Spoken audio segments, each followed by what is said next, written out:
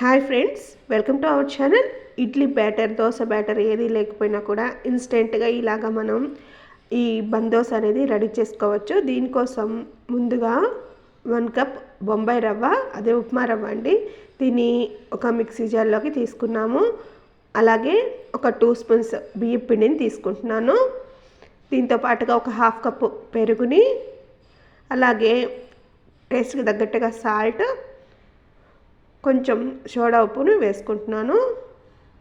ఇప్పుడు దీనిలో ఒక 1/2 కప్పు వాటర్ని యాడ్ చేసుకొని దీన్ని మెత్తగా బ్లెండ్ చేసుకుందాము.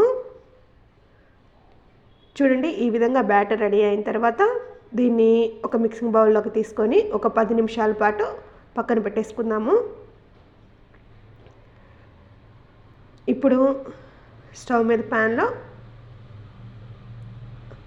1 స్పూన్ ఆయిల్ వేసుకొని, ఈ ఆయిల్ హీట్ అయ్యాక పోపు గింజలన్నిటిని వేసుకుందాము. ఆవాలు, జీలకర్ర, కొంచెం పచ్చెనపప్పు, మినప్పప్పును వేసుకుందాము. అలాగే కరివేపాకును కూడా వేసేసుకోవాలి. ఇప్పుడు ఇందులో కట్ చేసుకున్న ఆనియన్ కూడా యాడ్ చేసుకొని పచ్చిమిర్చిని కూడా వేసుకోవాలి. దీన్ని ఒకసారి బాగా మిక్స్ చేసేసుకొని ఇప్పుడు ఇందులో కొంచెం సాల్ట్ వేసుకుంటున్నానండి. సాల్ట్ ఆల్రెడీ ముందు వేసుకున్నాను కాబట్టి కొంచెం వేసుకుంటున్నాను.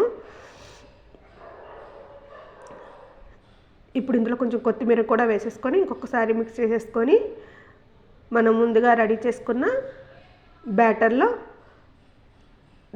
దీన్నంటిని యాడ్ చేసుకోవాలి.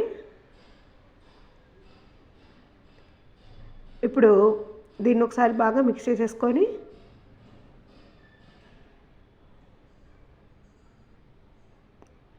స్టవ్ మీద మనం పోపు వేసుకున్న చిన్న ప్యాన్ కూడా పెట్టేసుకొని ఇప్పుడు దీనిలో 1 స్పూన్ ఆయిల్ వేసుకొని ఇది హీట్ అయ్యాక మనం రెడీ చేసుకున్న బ్యాటర్ని ఒక 1.5 గంట వరకు నేను ఇక్కడ పోస్తున్నానండి.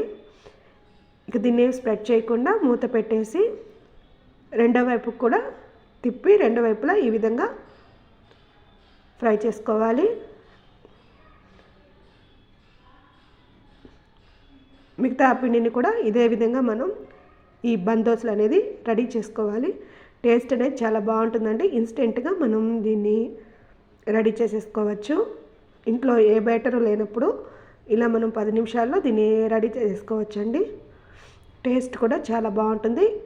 ఏ చట్నీతోటైనా కూడా సర్వ్ చేసుకుంటే టేస్ట్ అనేది చాలా బాగుంటుంది. ఈ వీడియో కనుక మీకు నచ్చినట్లయితే please like, share and subscribe to our channel.